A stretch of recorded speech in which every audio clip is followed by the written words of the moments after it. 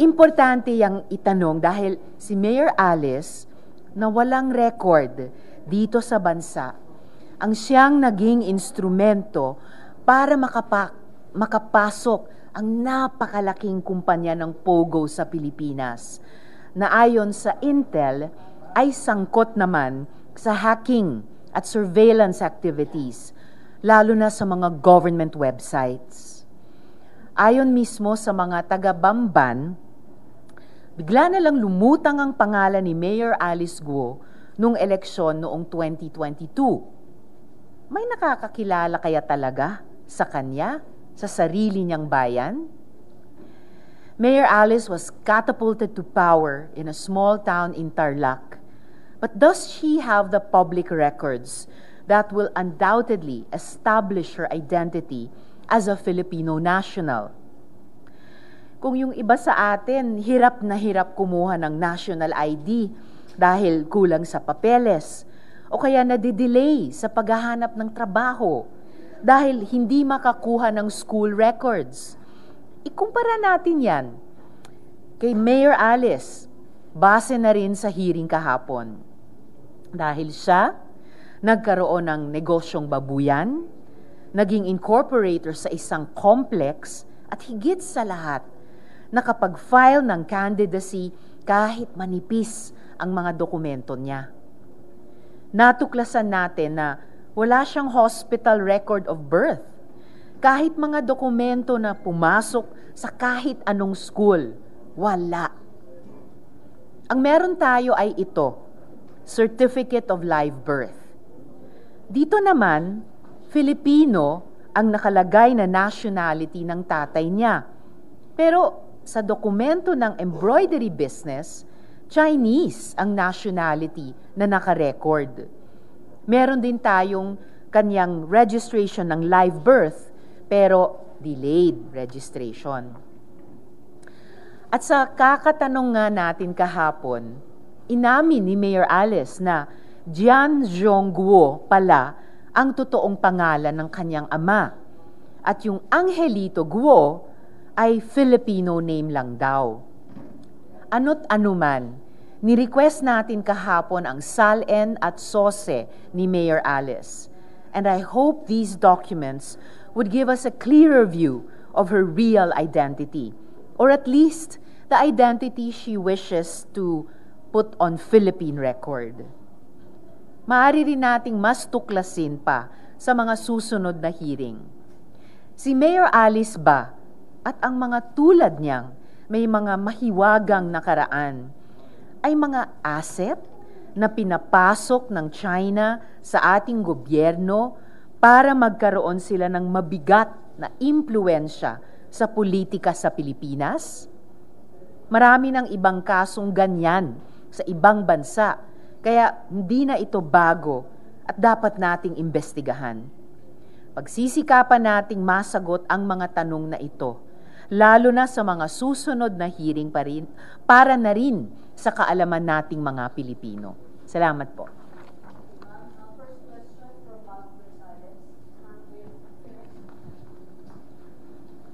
Hi ma'am, good morning. Ma'am, yung po nire-raise ninyo about kay Mayor Alice Guo, ano po yung banta nun or dangers nun if mapatunayan nga natin na Chinese siya and you parang isang allegation is tinanim siya sa Pilipinas?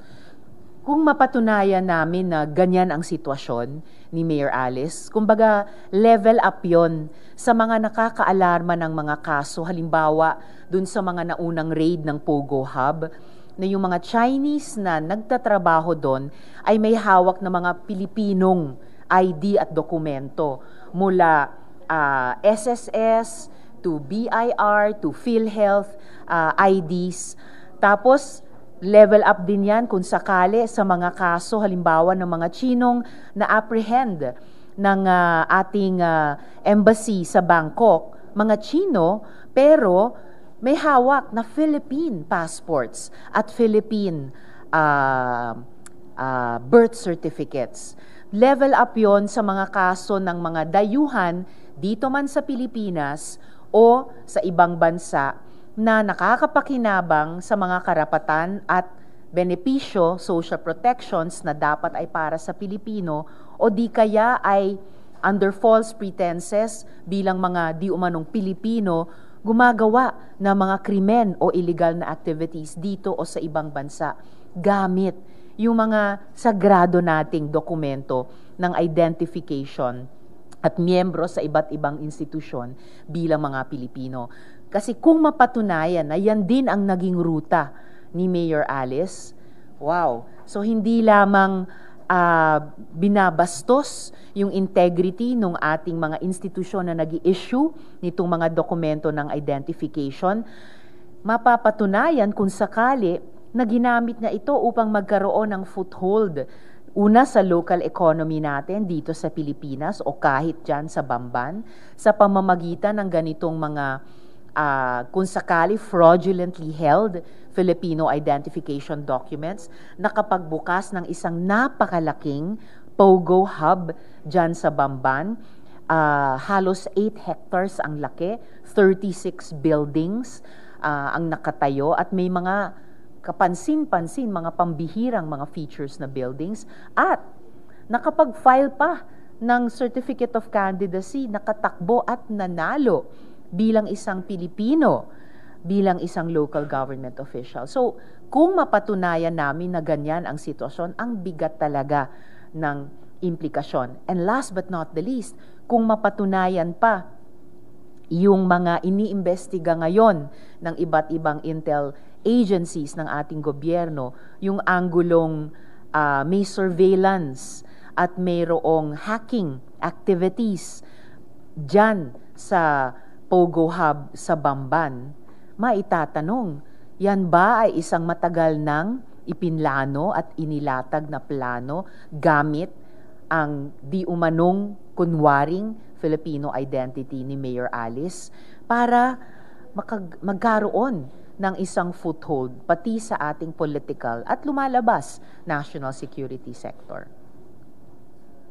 Doon lang po sa issue ni Colonel Buyakaw. Yes. Yesterday, you mentioned na nirelieve siya sa pwesto. Yes. Nagkaroon na po ba ng linaw kung bakit nangyari to?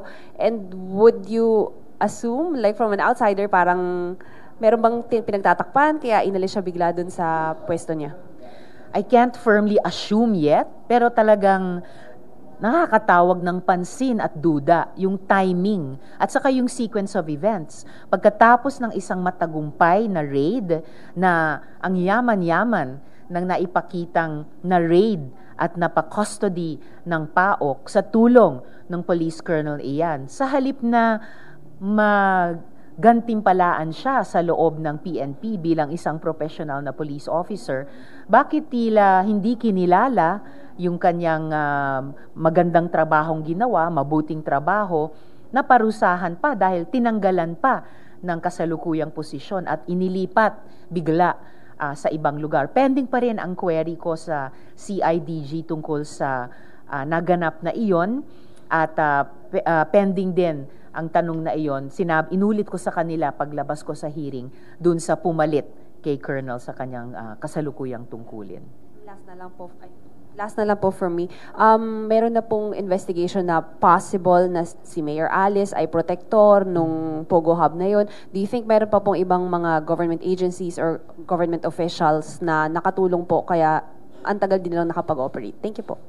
Well, yun yung isang implikasyon na kailangang imbestigahan pa kung ma-establish namin na dubious nga yung legal status ni Mayor Alice Guo sa lahat ng kanyang mga involvement so far. Kung meron pa bang ibang mga local government officials tulad niya o potential local government officials na di umano ipinapapasok at piniplace ng China dito sa ating bansa para makamit yung ganyan at iba pang mga layunin. Kaya't naitanong ko nga, POGO lang ba? Scam hubs lang ba? Human trafficking lang ba? As bad as all those already are? O merong pang ibang long-term din at sinister at nakapipinsalang layunin ang ganitong modus na pati yung national security ng ating bansa ay sangkot na rin. Yung unang tanong nyo, sorry?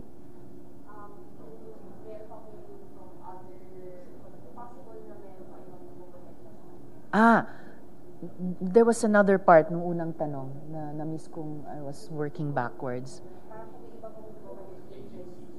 Well, nagsalita rin kahapon sa hearing ang taga-Department of Justice, tama ba? Was it DOJ here on my left?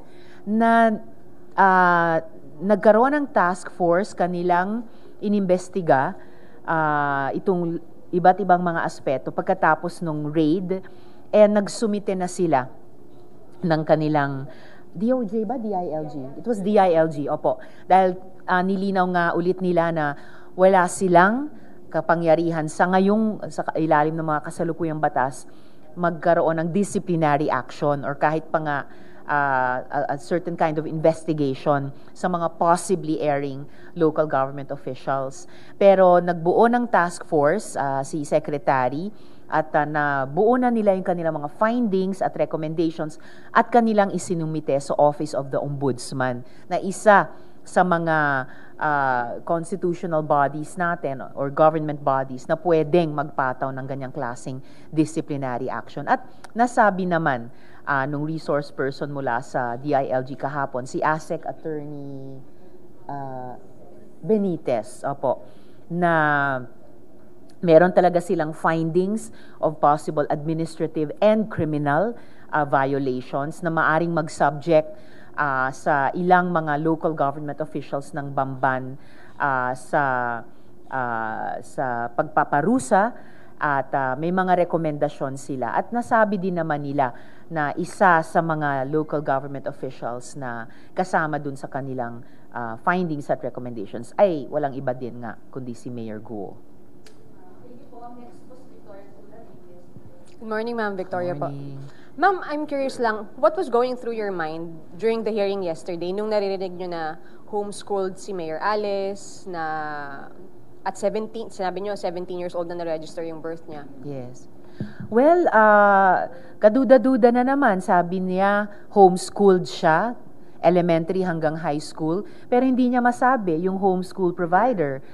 Sorry na lang, naging homeschool parent din ako, kaya alam ko, ang bawat estudyante at magulang na nag-homeschool ay meron kaming homeschool provider. So, bakit hindi niya alam? Ang nasabi lang niya ay pangalan ng kanyang tutor. Nagkamali pa nga na tutor daw. Sa homeschooling nga, magulang ang pangunahing nag-homeschool. Tapos, delayed ang registration ng kanyang birth. So, bukod sa walang hospital record of birth, dahil sa bahay daw siya ipinanganak, na hindi naman niya masabi saan yung bahay na iyon, kung saan sila ipinanganak, ang registration of birth niya sa ating PSA ay 17 years late. Dahil 1986 sila di umano ipinanganak, registered ang birth noong 2003. So, pending pa rin yung tanong ko sa kanila, bakit? Bakit ganyang ka-late? Hindi na naman nila masabi kahapon. Nakakatawag pansin yon dahil apparently, sa research namin, sa ibang mga bansa, may ganyang ding modus. Sa mga ipinapasok na mga dayuhan, eventually, doon magpapanggap na local, na national, doon sa bansang iyon. And then may gagawin na iba't ibang gawain na yung iba, ay hindi po kanais-nais. Kaya, importante yung pending na tanong kong iyon kay Mayor Guo. And then, ma'am, you mentioned yung hacking of Yes. government sites na na-trace sa Baofu. Can you elaborate lang po? Anong sites ang na-endanger if you're at liberty po? Well, ongoing pa ang investigation ng mga iba't ibang intel agencies tungkol dyan. Basta't nakaka-alarma na, nakaka-raise talaga ng serious concern yung isang anggulong iniimbestiga nila na baka may ilan sa mga, kamakailan lang iniulat ninyo sa media na hacking operations laban targeting yung mga government websites natin na posibleng yung ilan doon ay nag-emanate mula mismo doon sa Bamban.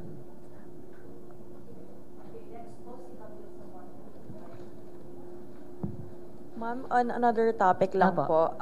So recently po, Chinese embassy claimed na there was conversation recording between a personnel from Chinese embassy and AFP Westcom regarding doon sa kiniklaim nila na new model na allegedly nag-agree yung government. So we're still asking right now if they will provide the actual recording, and AFP Westcom hindi pa po sila nag-react regarding this. But if indeed, ma'am, let's say they provided the Chinese embassy na may ganitong recording, may transcript, eto rin ba, ma'am, yung dapat na imbestigahan? And we're also asking then, ma'am, the Chinese embassy if indeed AFP Westcom is aware if the conversation is being recorded. If that's the case, ma'am, will they also be liable? Kasi di ba, ma'am, alam naman natin na kapag ganyan may mga conversation, dapat both sides ini-inform if the conversation is being recorded.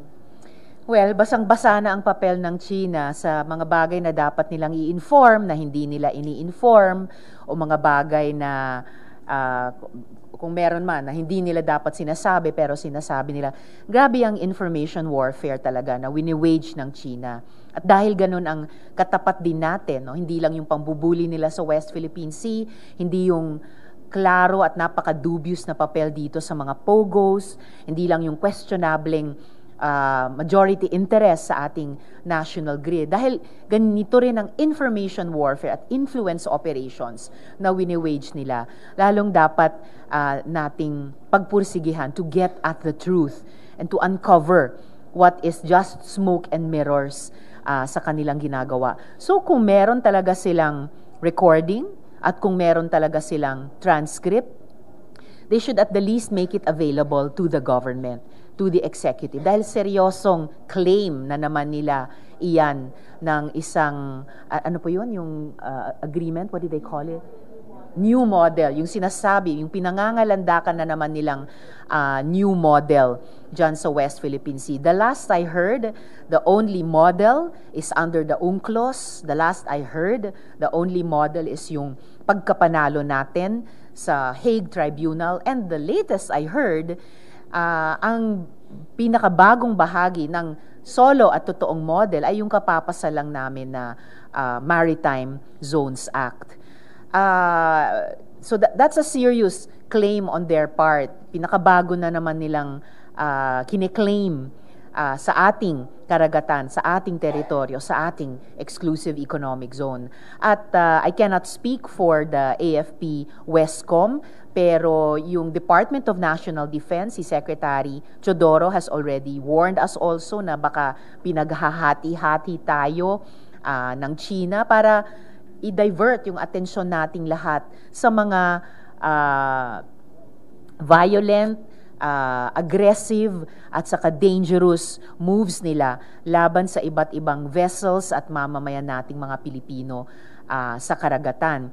Hindi pa man nagsalita yung AFP Westcom, nagsalita na nga yung DND at si Presidente mismo has been speaking about these various actuations of China, whether sa West Philippine Sea or sa embahada nila dito sa Pilipinas. So, kung may kiniklaim silang ganoon, patunayan nila, and then of course that would become material sa inaabangan ko pang investigasyon ng resolution ko on the gentleman's agreement or agreements, kung mas marami man yun na kiniklaim ng China. Na i-refer na rin po iyon sa Committee on Foreign Relations, and inaabangan ko na lang hanggat maaga sana yung pagdinig doon. Follow-up. Regarding dun, ma'am, sinasabi nyo nga na parang yung information warfare kasi yung nangyayari dito, no?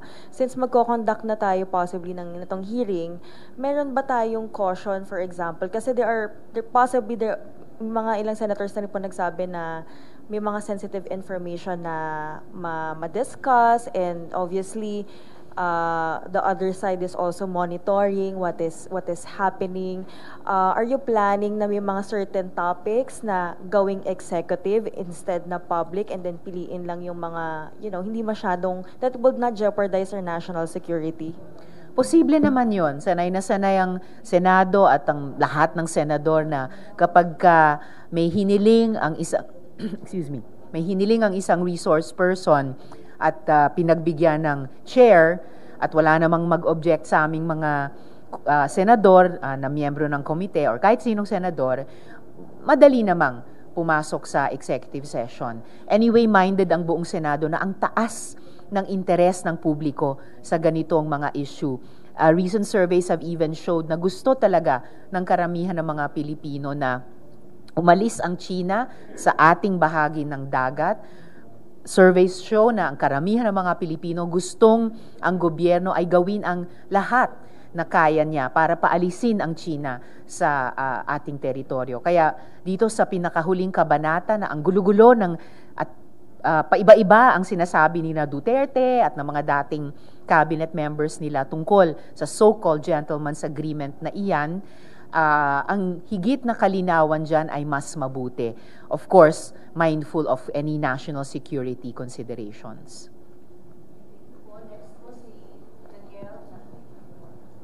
Hi, ma'am. Good morning. Hello po. Ma'am, regarding do sa gentleman's agreement, na-refer na po kasi sa Senate Committee on Foreign Relations. Apo. So, ma'am, sino po yung mga nilulook forward natin na maipatawag po dun sa inquiry? Well, kailangan desisyonan niya ng chair yung kanilang tatawagin si Duterte ba, kinatawan ng Chinese embassy ba, yung ating mga defense, national security, National Intelligence Coordinating Agency, Armed Forces of the Philippines, Philippine Navy, lahat nung may kinalaman at may mahalagang opinyon dun sa di umanong pagkakasundo ni Duterte na hindi na natin i-reinforce yung BRP Sierra Madre dun sa Ayungin Shoal. Posible din, Department of Energy, dahil ang implikasyon ng Ayungin Shoal ay doon din sa Reed Bank, kung saan ang yaman-yaman di umano ng mga gas and oil reserves na kailangan natin, lalo na't kung totoong paubos na ang Samalampaya at ang Reed Bank naman ay nasa loob din ng teritoryo at EEZ ng Pilipinas. Pero ma'am, kayo, personal point of view, gusto nyo si former President Duterte mag-appear talaga? Di ko naman masabing gusto ko silang makita, pero ang trabaho po ng komite at ng Senado ay kunin as much as possible first-hand, primary source, straight from the horse's mouth, ika nga, ang mga totoong kaganapan, ang katotohanan sa subject ng aming mga investigasyon. Dahil din, in aid of legislation. Kasi kailangan naming tanungin, ang isang dating presidente ba, kahit ayaw kong maniwala na kahit sinong presidente ay kayang ipagkanulo ang pambansang interes natin, kailangan namin itanong, ang isang dating presidente ba, pwede niyang obligahin ang lahat ng mga susunod na presidente, di umanong architects of foreign policy, na hayaang maagnas na lang sa hangin at sa tubig ng Ayungin Shoal ang isang BRP Sierra Madre at mawala na lang, mabura ang sa ngayon pinaka-importanteng sovereignty marker natin sa West Philippine Sea. Last question na lang. Kahapon po kasi wala naman pong particular na pinoint out si Senate President Juan Miguel Zubiri, pero niremind niya po yung mga fellow senators na wag daw pong ma-turn into political witch hunt yung mga inquiries. Your reaction lang po. Narinig ko lamang kay SP yung salitang political. Hindi ko naman narinig yung salitang witch hunt. And naintindihan ko yung ibig nilang sabihin at in a way, hindi naman sa hindi kailangan yon, pero refleksyon ng aktwal na pakiramdam ng karamihan ng mga Pilipino. Dahil lumalabas din sa survey na arguably, yung usapin ng pambansang interes ng Pilipinas sa West Philippine Sea ang pinaka-unifying issue sa ating mga Pilipino. Pero sabi ko rin sa privilege speech, kahit na or dahil kailangan nating magkaisa, importante ring mag-establish ng accountability. Kung merong lumabag sa ganyang dapat na pagkakaisa, kung merong nagtraidor sa pambansang interes ng Pilipinas, kailangan papanagutin din sila. Morning, ma'am. Good morning. Morning. Ma'am, do you intend to summon din yung mga member ng Municipal Council ng Bamban? Kasi yesterday, Senwin was asking Mayor Guo kung yung relasyon niya sa Hongsheng. Kahit nasa dokumento, siya yung representative. In black and Yes, white. sinasabi niya na hindi siya. At pinakilala niya lang. Kung siya talaga yung humarap sa di ba makikilala siya nung vice mayor and the town council members. Posibleng paimbitahin din yung members ng municipal council, whether yung past at o yung present. Dahil yung nakaraan at paulit-ulit si Mayor Guo na ang dating administrasyon. So, sila nga ang nag-issue ng letter of no objection o LONO kay then Alice Guo bilang representante, nakasulat sa dokumento, representante ng Hongsheng, at nabanggit din ni Attorney Asek Benitez na nabanggit din nila na yung members ng municipal council ay naging subject din ng kanilang fact-finding sa loob ng department ng DILG at posibleng subject ng findings and recommendations. So, very possible, maimbita rin sila. How about residents po? Regarding doon naman sa identity and personality of Mayor Guo. Could be, dahil sa research namin at ang mga kababayan natin sa Bamban, magkakakilala silang halos lahat.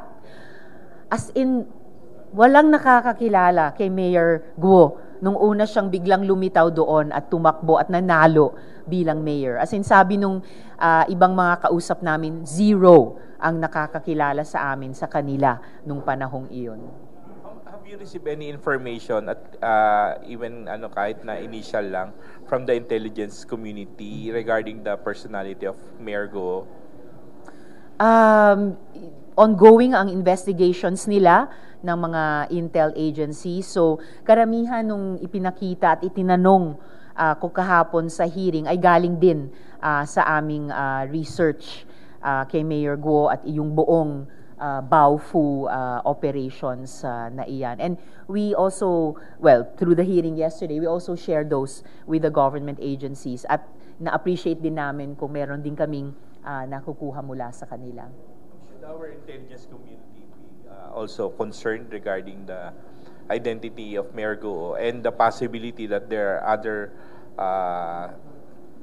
persons na galing sa China na pumasok hindi lang sa politika pero sa business community, ibang sectors, even from the media? I'm sure they're very concerned dahil sila yung bahagi ng ating national defense and national security establishment na mandato nila siguruhin na on the level yung totoo yung mga bona fides ng iba't ibang mga taong pumapasok dito sa ating bansa, lalo na mga dayuhan. Halos hindi naman na nila kailangan sanang pumasok sa ekonomiya natin dahil thriving naman yung Filipino-Chinese community natin na mga Pilipino. Ang nakakabahala ay kapag itong mga dayuhan ay pumapasok dito sa ating bansa and then either pumapasok sa pamamagitan ng economic activities, lalo na nitong napaka-negatibong POGO, para magkaroon ng entry point sa ating politika. So I'm sure very concerned ang intelligence community ng Pilipinas dyan. I'm sure inaalam po nila iyan. Ma'am, paulit-ulit na lang yung involvement ng POGO sa mga criminal Yes. activities like human trafficking, Yes. cyber fraud, tapos ngayon, pati mga local executives nasasangkot na. So, hindi ba bibilisan na ng Senate yung approval sa committee report na nagsusulong ng total ban sa POGO o kaya ay mag-legislate ng batas para talagang maipagbawal na yung POGO sa bansa? Yes, dapat lang namin gawin yon. Pinirmahan ko yung committee report ng Committee on Ways and Means, chaired ni Chair Sherwin Gatchalian. And I'm just waiting na ma-actionan na namin yon in plenary. Or, gaya ng itinanong ninyo, kung kailangan pang magpasa ng batas para lang kontrahin talaga with the force of law yung naging polisiya, in effect, ni Duterte noon na buksan talaga ang bansa natin sa POGOs. We should do that now, whether through the committee report or through a bill passed into law. Kasi ano pang iniintay natin? And in the meantime, nanawagan ako ulit kay Presidente sa hearing kahapon, kung gusto talaga nilang sugpuin ang krimen, kung gusto talaga nilang inip in the bud yung banta sa pambansang seguridad nitong mga POGO na to na kuta ng mga krimen, kuta ng mga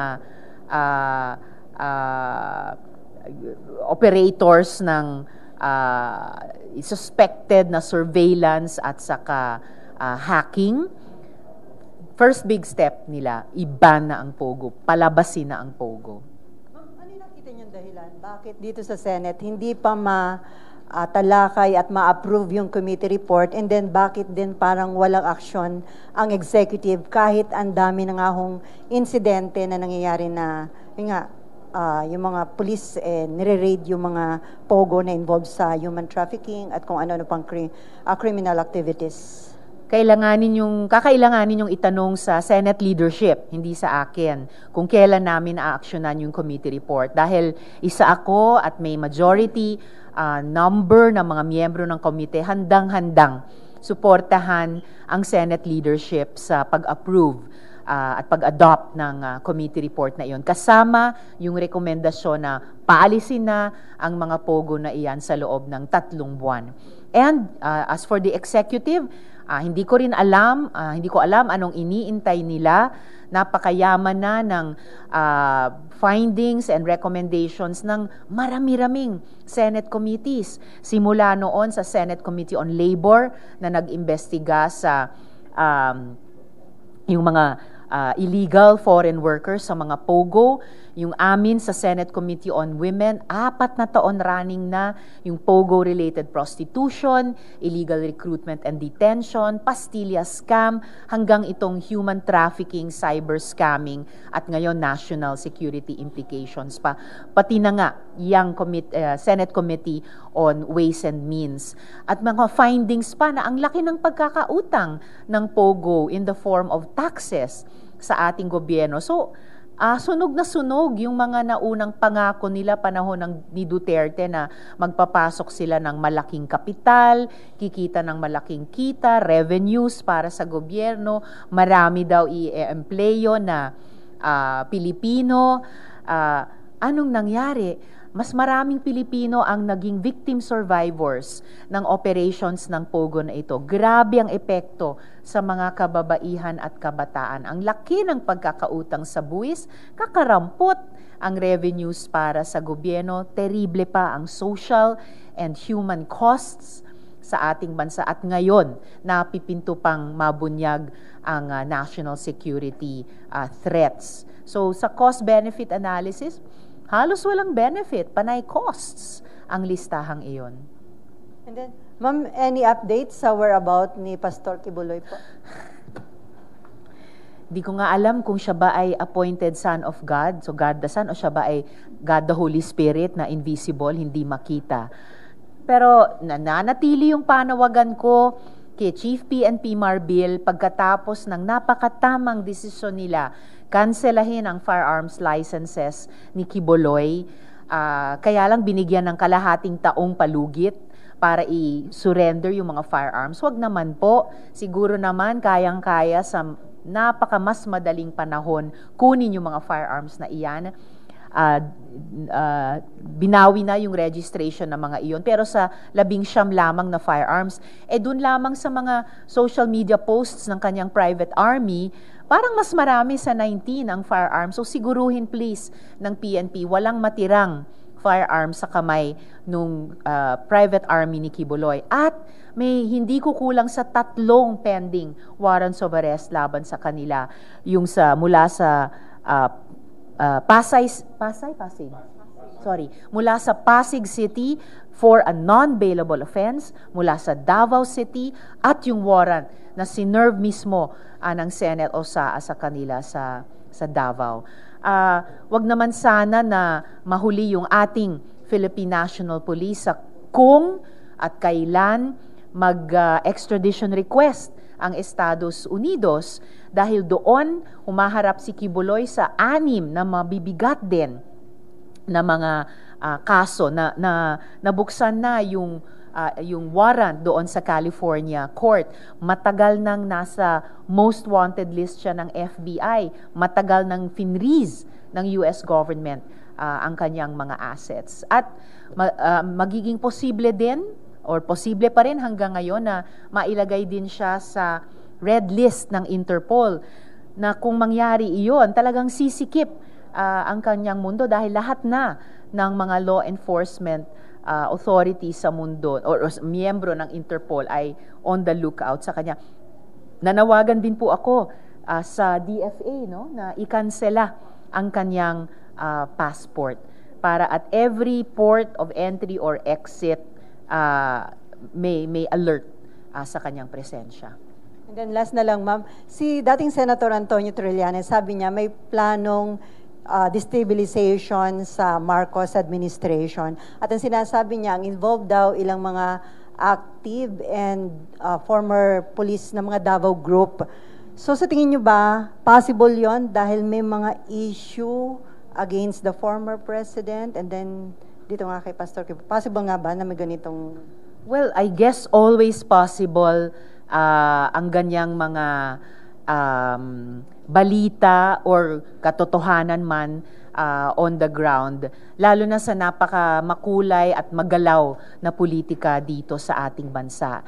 Pero ang mahalaga din ay kung yung mga institusyon tulad ng Senado ay ipagpapatuloy namin yung aming trabaho sa mga mas mabubuting batas. Ipagpapatuloy namin yung aming investigasyon at mabibigat na rekomendasyon sa mga burning issues. Later in the year, magtatrabaho kami ulit sa budget kung pag-iigihan namin yung trabahong iyon. At sa panig namin, sa minority, sa panig ng buong oposisyon sa labas din ng Senado, balak namin ipagpatuloy ang aming trabaho bilang fiscalizers, bilang checks and balances sa kasalukuyang administrasyon. At kahit kina Duterte, dahil sa napakaraming utang pa nila sa mamamayan, yun, ibig sabihin, mas magpo-provide kami ng mas stable na environment din para itukoy ang accountability, singilin ang may accountability at iwasto yung dapat iwasto or punuin yung mga pagkukulang.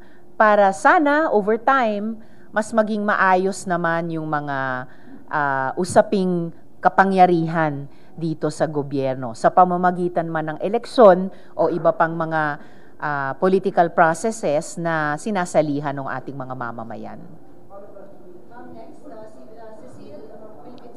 Ay, ma'am. Yes, hello po. Hello, ma'am.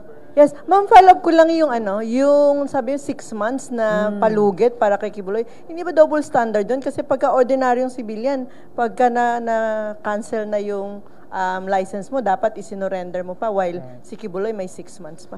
Kaya nga. So, tuloy-tuloy ang double standard kay Kibuloy, di ba? Yung mamamayan, inimbita sa Senate hearing, dadalo. Hindi niya iintaying isabina, lalong hindi niya iintaying isyuhan pa ng warrant of arrest, at lalong-lalong hindi siya tatakas at magtatago sa isineserve na mga warrant. At ngayon, totoo, pag-surrender ng mga kanselado ng dating lisensyadong mga firearms, deregistered na mga firearms, dapat kaagad yun.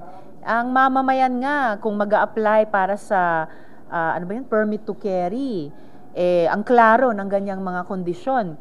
Once ma-deny yan or hindi na i-renew yan, isusurrender hanggat maaga at hindi kalahating taon ang ibibigay. Thank you, ma'am. Yung sa kay Mayor lang sa Banban, ano pa po yung gagawin natin to check yung kanyang background? Parang, di ba, ang paniwala natin, parang hindi naman siya talaga. Paano natin yung mabe-verify po? Tuloy-tuloy yung pagre-research namin kay Mayor Alice Go.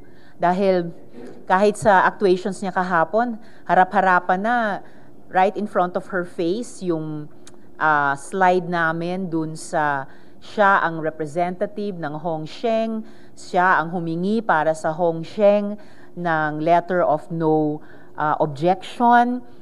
Harap-harapan din niyang dinideny na siya yung representante. Siya daw ay konektado lamang sa Baofu later at una sa, Baofu nung una. And later sa Zuyuan. So talagang pag ang isang resource person, government official at that, ay harap-harapang nagsisinungaling o harap-harapang umiiwas sa tanong, lalo lang magiging concerned at curious ang isang Senate committee. So, lalo naming nire-research ang kanilang background sa iba't ibang aspeto. So, the same po dun sa COMELEC, di ba, she filed COCs and supposedly bine-verify ng COMELEC yung kanilang identity. May kakulangan doon yung COMELEC? Well, posible, pero alamin pa namin iyon. Lahat kaming mga government institutions ay may responsibilidad kapag identification ng isang nagpepresentang mamamayan na ibigay yung kanilang entitlements, protektahan ang mga ito, pero according to yung criteria. No? So, dapat kung may mga criteria at mahigpit na criteria, lalo na, dapat ino-observe namin. Kumbaga, dapat gumagawa kami ng due diligence. Ma'am, sabi natin walang nakakakilala sa kanya sa Banban. Paano na siya nanalo? Yan ang isang tanong. Paano siya nanalo? Bukod sa paano sila nakalikom ng sapat na campaign funds mula sa sabi niyang naging unstable, fluctuating prices sa pagbababoy. Paano sila nakatakbo sa isang kampanya? Paano din nila nabili yung helicopter na ipinakita ko? Inamin naman nila, mayroon silang helicopter. Hindi daw yung nasa photo, pero sige, may helicopter daw sila. Dati, ibinenta daw sa isang British company. Inaalam din namin yon kung totoo ba yan. Pati yung ibang mga impormasyon na ibinigay, chinecheck namin, na una daw silang lumabas sa Pilipinas nung teenager sila, papuntang either Singapore or Malaysia, mga ganon. Paano siya nanalo? Interesanteng, baka maitanong din sa mga residente or kung iimbitahin sila bilang resource person. Last na ma'am, di ba nanganganak yung issue dito? Initially sa women, hindi po ba parang another resolution is needed? Kasi parang outside of women na, parang meron ng pwede na yung blue ribbon and all. Ano po, do you plan to file other resolution to parang call for another investigation? Salamat po. Sa ngayon, hindi ko pa nakikitang kailangan maghain ng bagong resolusyon dahil itong pag-o-ocular at pag-imbestiga namin sa mga raided na POGO hubs ay nagsimula talaga doon sa unang-unang. Nanganak lamang ng nanganak, tatlong generation na ng mga issue doon sa POGO-related prostitution. At hanggang ngayon, yung mga nare-rescue na mga Pilipinong, Vietnamese, Malaysian at Chino rin na mga human trafficking victims, pinilit na mag-cyber scam. Yung pala nandun na sa isang complex ng Baofu na may posible ding palang mga surveillance at saka hacking activities. May maraming kababaihan pa rin nabibilang doon. So far, sumasapat pa itong investigasyong ito. Yes, ma'am.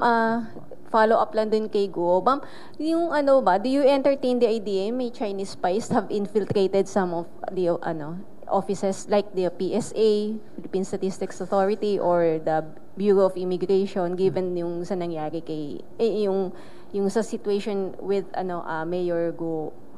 I hope not. I hope not infiltrated physically. It's bad enough kung kinokorrupt yung mga ahensya natin. Tulad nung naipakita sa investigasyon namin sa Bureau of Immigration, kaugnay ng Pastilla scam. Kaya naitanong ko nga, ito bang nakakahawak ng Filipino IDs at identification documents ng mga dayuhan, lalo na mga Chino, ay bagong yugto ng Pastilla scam. Buhay pa ba yung business model na iyon? Binago lang nila yung struktura. So, I hope hindi physically infiltrated yung ating mga government agencies dahil masahol na nalalagyan or nakokorrupt gamit ng pera yung mga ahensyang ito sa pakinabang ng mga dayuhan na mayroong mga malign interest dito sa ating bansa. But ma'am, if that is the possible scenario, ano yung pwedeng disciplinary action or sanctions against these officials, PSAs or immigration officials, ma'am? Well, yun yung pag-aaralan pa ng komite once finally makasulat kami ng committee report, lalo na dun sa section ng recommendations.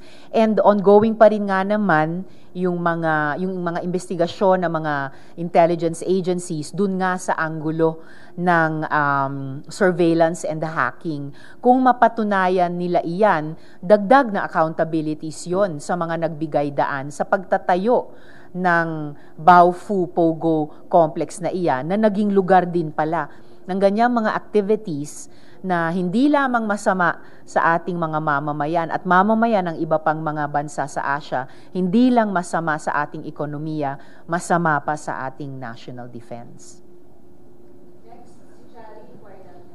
Good morning po, ma'am.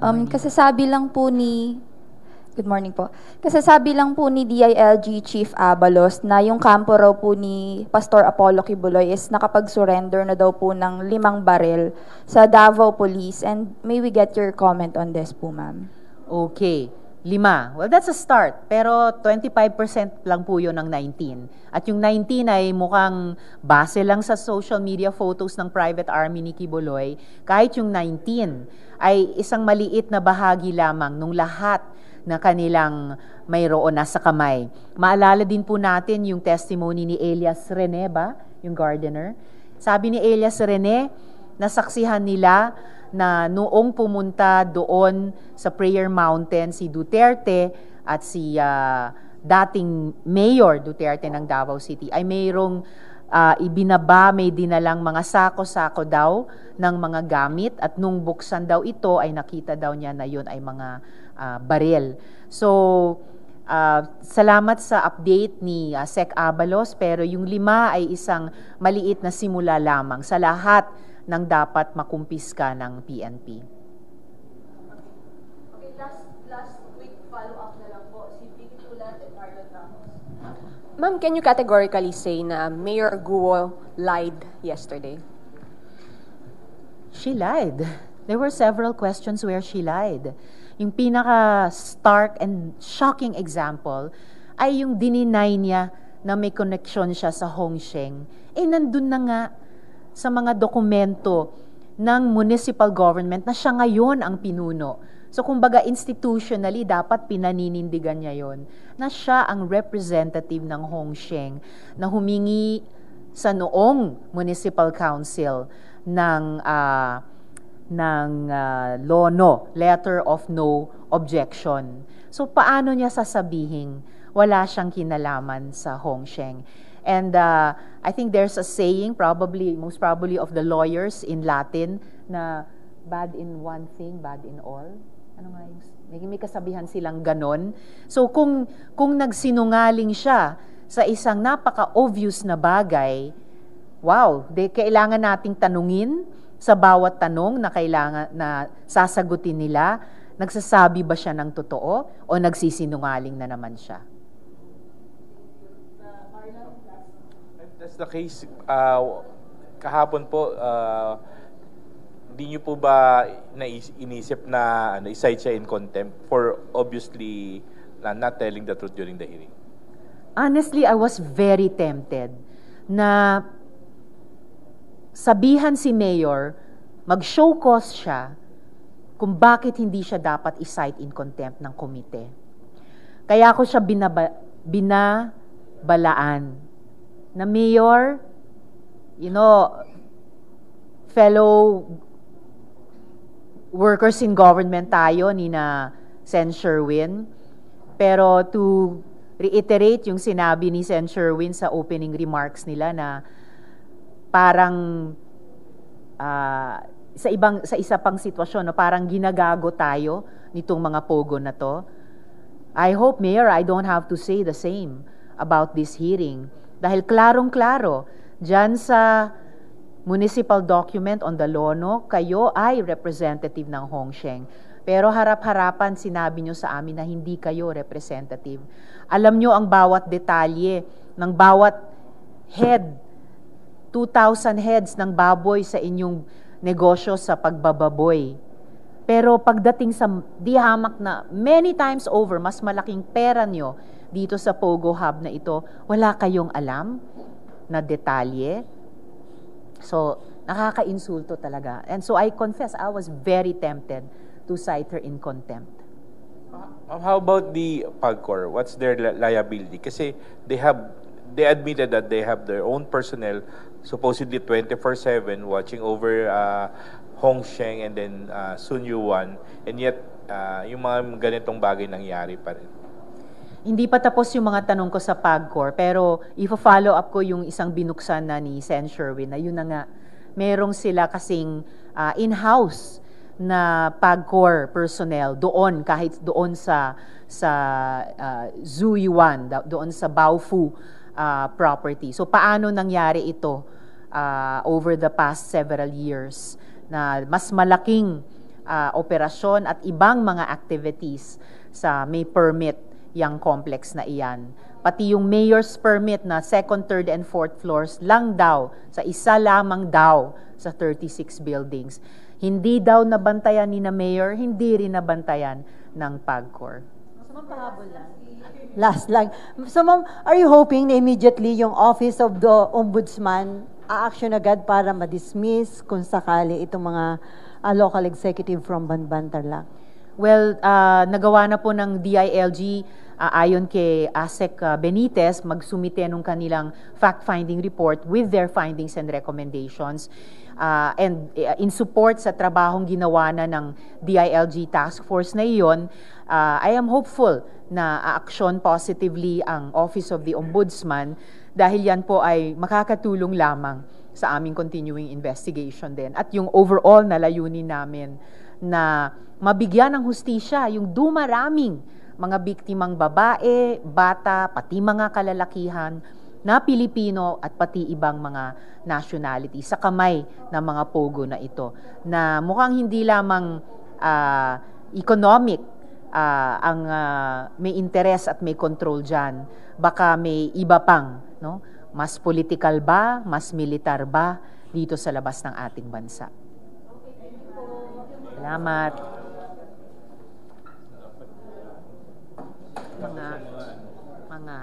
Wala siyang digital footprint. Ang weird. Kaya nga spooky eh. Sketchy. Ano po? Yes. Kasi yung mayor pala,